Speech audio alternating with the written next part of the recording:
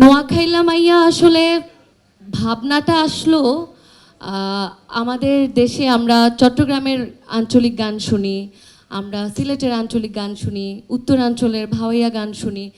তো আমি যেহেতু নোয়াখালীর মেয়ে আর আমাদের নোয়াখালীর ভাষা তো অনেক জনপ্রিয়, সেই জায়গা থেকে আর কি আমার হঠাৎ একদিন মাথায় আসলো যে আমরা বাইরের দেশে দেখি যে অনেক ওদের আঞ্চলিক ভাষাগুলোকে ওরা খুব সুন্দরভাবে রিপ্রেজেন্ট করে এবং সেগুলো কিন্তু আমরাও এই পাশের দেশে বসে শুনি, খুব উপভোগও করি।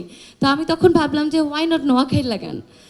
সেই ভাবনা থেকেই আসলে নোয়াখাইলা মাইয়ার জন্মটা। মানে আমার মাথায় এই যেই পোকাটা এটা ঘুরপাক খাচ্ছিল, তো এই পোকা ঘুরপাক খেতে খেতে আম্মু যেটা বললো যদিও আমি এটা বলতে চাই নাই, বাট সেদিন আম্মুর সাথে আমার একটু মনোমালিন্য, সো আমি কারোর সাথে কোনো কথা বলছিলাম না।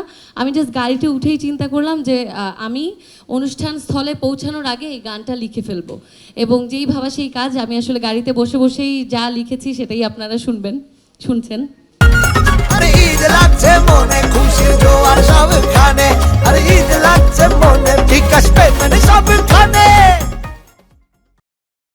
এবং আমি অনুষ্ঠানস্থলে যাওয়ার পরে সুরের যে কাঠামোটা পুরো জিনিসটা আমি আসলে তৈরি করে ফেলি, পরবর্তীতে গানটা রেডি করা হয়।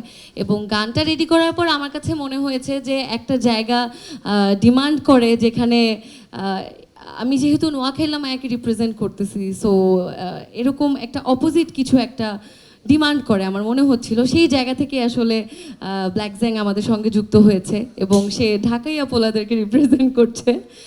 আর এরপর গানটা যখন তৈরি হয়ে যায় তখন পিছনের আরেকজন মানুষ আছেন, জুয়েল ভাই। জুয়েল ভাই কি পিছনে আছে? তো জুয়েল ভাইকে আমি বললাম যে আমরা এরকম একটা কাজ করেছি, সো আমরা আগাতে চাই, সামনে একটা মিউজিক ভিডিও রিলিজ করতে চাই আমি। এটা হয়তো নতুন কিছু হবে, কারণ কেউ হয়তো এক্সপেক্ট করবে না যে নোয়াখালীর আঞ্চলিক ভাষায় আমরা একটা গান করব, বাট সেটা করেই ফেললাম। এবং মিউজিক ভিডিও ডিরেকশন দিয়েছেন নাসির মুরসালিন স্বাক্ষর ভাই, এবং স্বাক্ষর ভাইয়ের সাথে কাজ করার অভিজ্ঞতাটাও খুবই অসাধারণ। সো সব কিছু মিলে নোয়াখাইলা মাইয়া হয়ে গেল একটা নতুন গান। চেষ্টা করেছি একটা নতুন কিছু করতে, এবং আমার বিশ্বাস যে কাজটা আপনাদের নিশ্চয়ই ভালো লাগবে।